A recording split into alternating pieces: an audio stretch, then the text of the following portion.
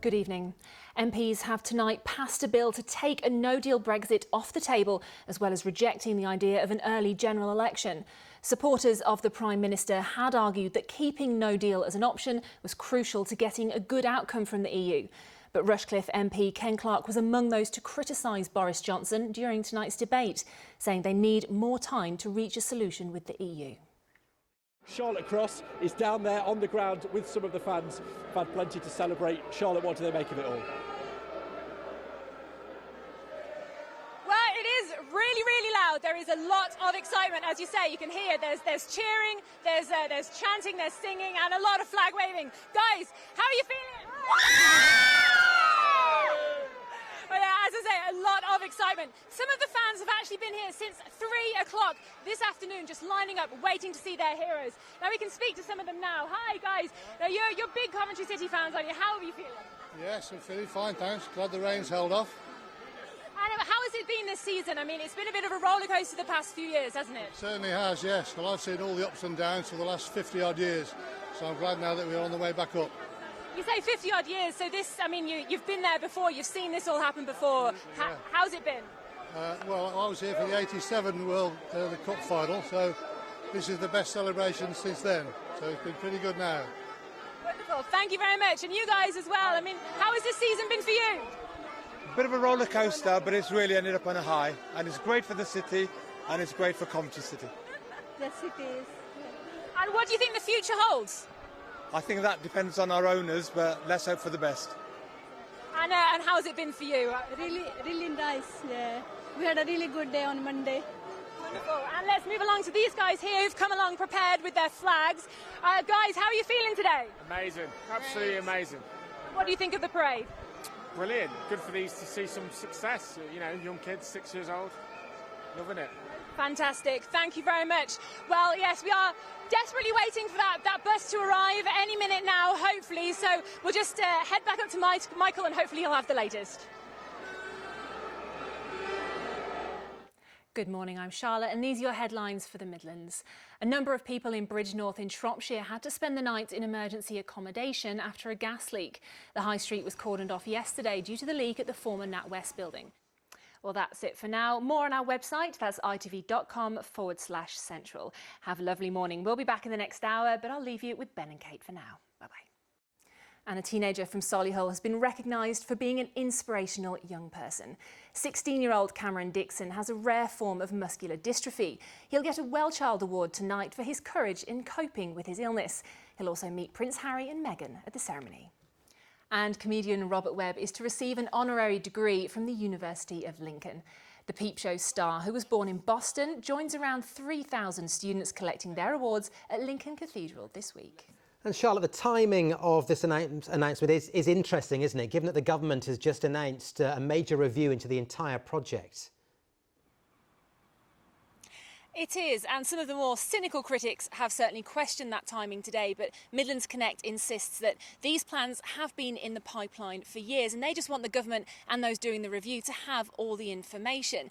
Now, they say if HS2 were to be cancelled by that review, they would still want improvements, but say that they'd have to scale back their ambitions significantly, as it's access to the high-speed services which really will bring the economic benefits they're hoping for, as I say, an estimated £1.4 billion. Now, speaking to business leaders today, they welcomed that boost and explained how reducing journey times can help make it happen. Charlotte joins us now in the studio. And Charlotte, why isn't anyone recording these deaths? Well, why indeed? From what I've been told, there are some difficulties. People who are homeless do tend to move around, and some of them don't use their real names either, which makes identification a problem. But the simple response from campaigners, from rough sleepers themselves, is that someone should be keeping track. And it's not just councils either. As part of this investigation, I've spoken to police, the ambulance service, the coroner, and nobody is keeping any meaningful record of these people.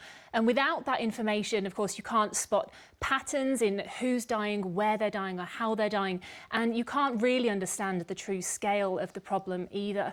And we might not know the full extent. The figures that I mentioned just then said that in the West Midlands, it's around 223 homeless people have died. But I spoke to one former rough sleeper. He's been keeping track, and he says he thinks that the number is probably more like 400.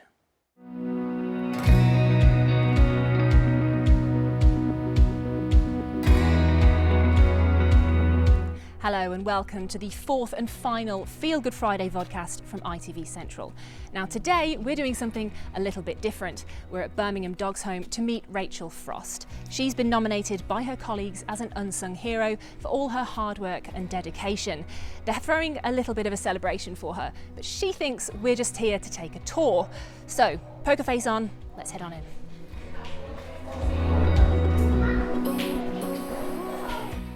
Recently, drugs officers at West Midlands Police actually popped round with a surprise: soil and gardening equipment they'd seized from cannabis growers. And you're not worried that there might be some cannabis seeds left in there? Well, I think about it, but if I see any come up, then they'll know about it. And I will ask them the question as well. If we see any unusual seeds coming up, then we'll think about it. And tell me just a bit about your relationship with the children. How do you get on with them? I get on very well with the kids, don't I? Don't I, kids? Charlotte, fabulous day to see in all its glory. So explain to us exactly what has changed. Well, Sam, a lot has changed, and as you can see, I think a lot of people have come out today to see what's changed. Some have even been joining me in having a little bit of a paddle. These water jets are new, the fountain here, these lighting columns are new, and more trees and seating has been put in as well. Now I think we can take a look just at what this used to look like. This video that we have in our archive shows when the library first opened, but before this work began. You can see it pretty much is just a big open space. Now there are 28 water jets here, which will be going on for most of the day and night, and it'll all be lit up at night as well. Now there have been some accusations that it's all looking a little bit wonky, and we can see if we come around here, it does slope down towards Broad Street. But I've been told by councillors today that that is deliberate. They're taking out steps to help make it look more accessible for people with pushchairs, people in wheelchairs, that sort of thing. You can also see there's a lot of construction work still going on. Now I'll get to that in just a second, but first let's take a look at the reaction from people here in Birmingham City Centre today as the water jets came on for the very first time.